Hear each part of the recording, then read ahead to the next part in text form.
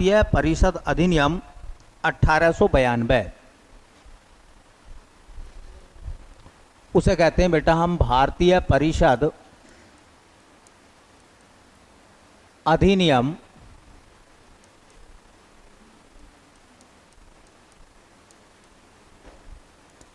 1892।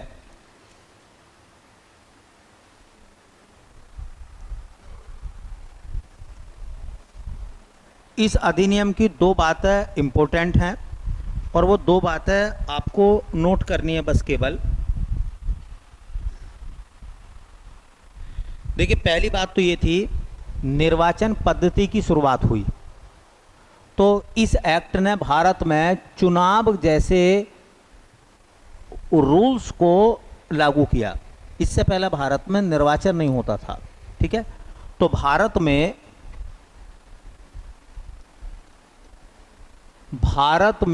निर्वाचन पद्धति की शुरुआत हुई।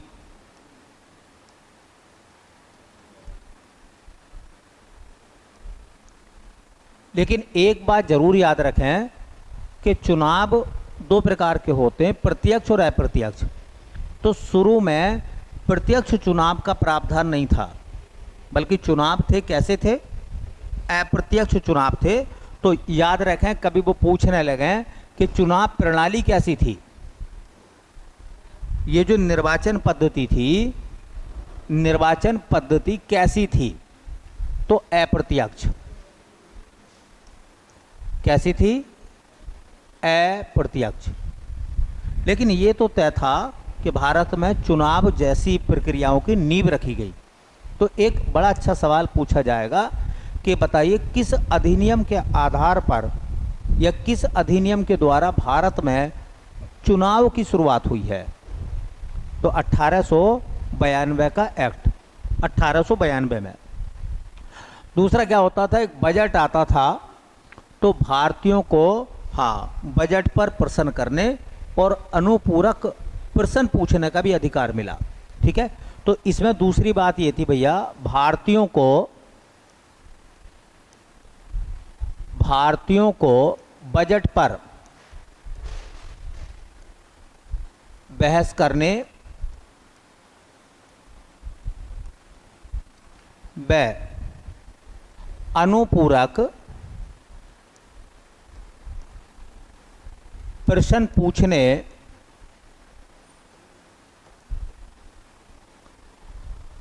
का अधिकार दिया गया।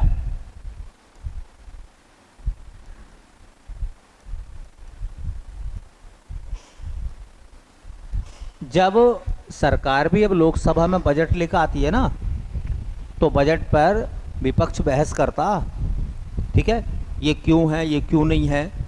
और वो सरकार के जो सवाल होते हैं, उन सवालों के जवाब जब सरकार देती है विपक्ष के, तो उनसे जो प्रश्न बनते हैं वो भी मालूम करते हैं।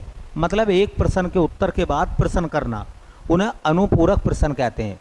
तो ये बात ज़्यादा इम्पोर्टेंट है, पेपर में पूछ लेगा कि बताओ भारत में निर्वाचन प्रणाली की शुरुआत कब से मानी जाती है? तो कब से मानी जाती भैया? 1892। ठीक है, चलिए इसके बाद में हम चलते हैं आगे और आएगा भारतीय परिषद अधिनियम 1909। बहुत इंपॉर्टेंट है, बहुत सारे सवाल हैं जो एग्जामिनर वहाँ से मालूम करता है। ठीक है, पूरा का पूरा एक्ट इंपॉर्टेंट है। देखो 1909 और 1919 और 1935, ये तीन जो हैं, यहाँ से सवाल बहुत सारे पूछे जाते हैं।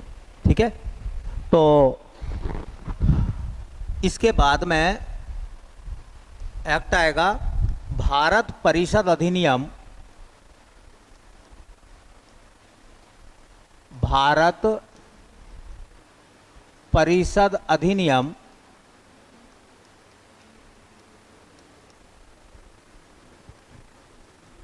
1909। पहले 1909 आएगा, भारत परिषद अधिनियम 1909।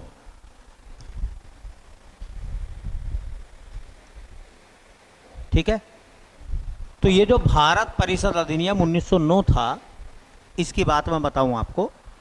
देखो, भारत परिषद अधिनियम 1909 को एक नाम और देते हैं, आपने भी सुना होगा, इसका अन्य नाम क्या है? भारत परिषद अधिनियम को और क्या कहते हैं? मोर्ले मिंटो सुधार। क्या कहते हैं? क्या कहते हैं इसका दूसरा नाम क्या बेटा? मोर्ले मिंटो सुधार।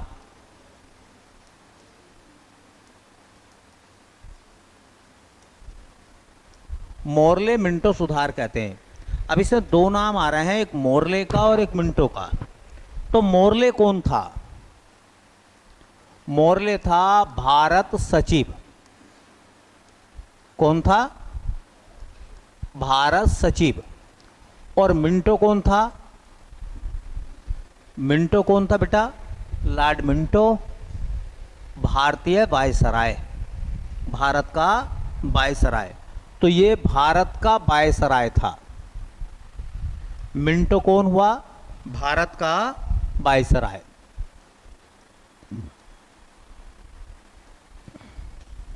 देखो, अंग्रेजों की नीति थी कि फूट डालो और राज करो, इसलिए वो कभी हिंदुओं के पक्ष में हो जाते थे और कभी मुस्लिमों के पक्ष में हो जाते थे। 1906 में ढाका में मुस्लिम लीग बन गई थी। तो मुस्लिम लीग सरकार से कुछ मांग रख रही थी, और आपको पता होगा 1905 में बंगाल विभाजन हुआ था, जिसकी वजह से पूरे बंगाल में उथल पुथल मची हुई थी, आंदोलन चल रहे थे, जिसमें हिंदू भी शामिल थे और मुस्लिम भी शामिल थे। ब्रिटिश हुकूमत ये चाहती थी कि वो मूवमेंट किसी तरह से बंद हो, तो उन्होंने क्या करा, मुस्लिम लीग की मांगों को मान लिया। अब एक बात बताओ, दो लड़के जो अलग अलग समुदाय के हों, अपनी अलग अलग मांगे कर रहे हों, तो दो लड़कों में से एक की बात को मान लो। अब एक ही तो रह गया, अब एक साथ मुकाबला कर लो। अब दो साथ मुकाबला कर नहीं सकते, तो क्या करा जाएगा? एक को अपने पक्ष में लिया जाएगा। इसे कहते फूट डालो और राज करो। दोनों के बीच में क्या करा? फूट डाल दी, वो अलग अलग हो गए, ठीक है, और एक बचा, एक से ब्रिटिश हुकूमत लड़ लेगी अपने आप, ठीक। तो इसे कहते हैं फूट डालो और राज करो। तो अंग्रेजों का ये एक उद्देश्य था कि बंगाल का जो विभाजन है वो किसी तरह से रुक जाए। इस एक्ट में जो मुख्य काम थे वो कौन कौन से इंपॉर्टेंट काम हुए, हम लोग खास खास चीज़ों को डिस्कस कर रहे हैं। तो इसमें जो मुख्य से काम हुए थे, तो आपने एक नाम सुना होगा कि मुस्लिमों के लिए अलग निर्वाचन प्रणाली की व्यवस्था की गई थी। किस अधिनियम में? बोलो। हाँ, तो मुस्लिमों के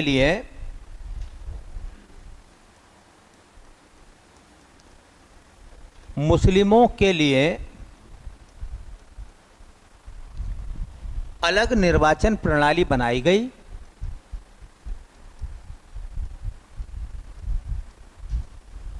अलग निर्वाचन प्रणाली बनाई गई।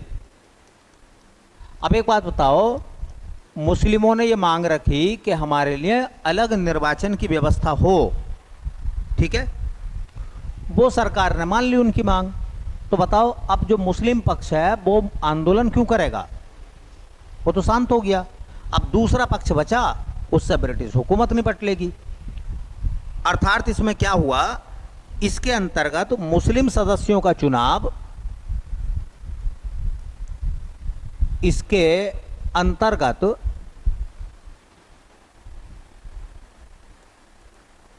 मुस्लिम सदस्यों का चुनाव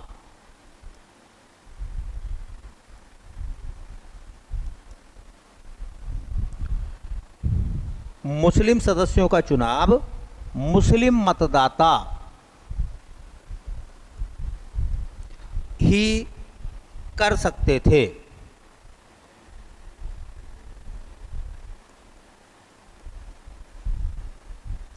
और मैं ब्रैकेट में लिख रहा हूं, ये मांग किसने करी थी? तो इस मांग को रखा था आगा खां ने। नाम सुना होगा, सलीमुल्लाह खां और आगा खां। आगा खां ने इस मांग को रखा था कि मुस्लिमों के लिए अलग निर्वाचन व्यवस्था की जाए, और इसकी बात को ब्रिटिश हुकूमत ने क्या करा? मान लिया। एक काम तो ये हुआ, ठीक है। एक दूसरा काम है जो इम्पोर्टेंट है। देखो, तीनों बातें इम्पोर्टेंट है। भारत परिषद अधिनियम 1909 को मोर्ले-मिंटो सुधार भी कहते हैं। इसमें काम क्या हुआ था? मुस्लिमों के लिए अलग निर्वाचन की व्यवस्था की गई। तो ये वाला काम भी इम्पोर्टेंट है, क्वेश्चन पेपर में आता है। और बेटा ये वाला सवाल भी पेपर में आता है, और ये भी सवाल पेपर में आता है। इसमें क्या है? पहली बार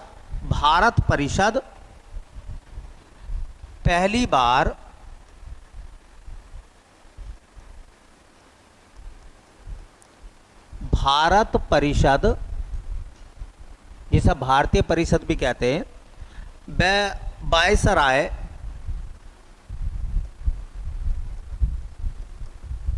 बायसराय की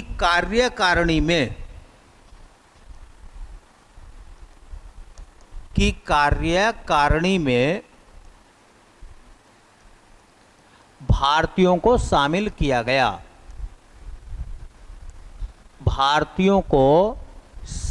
किया गया।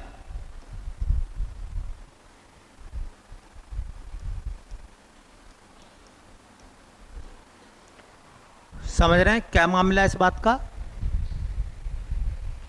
इससे पहले भारत परिषद के अंदर किसी भी भारतीय को शामिल नहीं किया जाता था। 1909 में कहा कि हम भारत परिषद में भी भारतीयों को शामिल करेंगे, और जो वायसराय की कैबिनेट होती थी ना, उस कैबिनेट में पहले किसी भी भारतीयों को शामिल नहीं किया जाता था। इन्होंने कहा कि हम भारतीयों को शामिल करेंगे। तो एक सवाल यहाँ से ये बनता है कि बताइए, भारत परिषद में शामिल होने वाले पहले भारतीय कौन थे? इस भारत परिषद में शामिल होने वाला पहला भारतीय कौन था? ठीक है, तो दो भारतीयों को शामिल किया गया था, केसी गुप्ता और सैयद हुसैन बिलग्रामी। ठीक है, तो ऐसे लिखें इस बात को नोट करके। देखिए, भारत परिषद में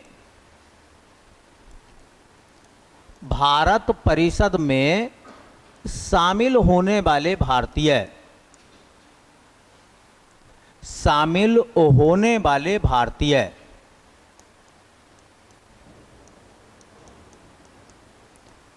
तो दो भारतीयों को शामिल किया गया था। एक का नाम था केसी गुप्ता,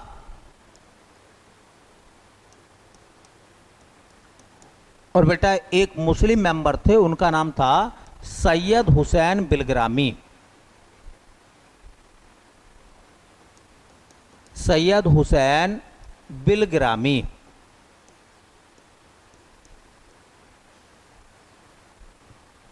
दोनों नाम याद रखेंगे, सैयद हुसैन बिलग्रामी। अब सवाल एक और बनेगा कि वायसराय की कार्यकारिणी में शामिल होने वाले पहले भारतीय कौन थे? ये इंपॉर्टेंट फैक्ट बता रहा हूं मैं, पेपर में आते हैं, याद रख लेना भैया। क्वेश्चन है कि वायसराय की कार्यकारिणी में शामिल होने वाले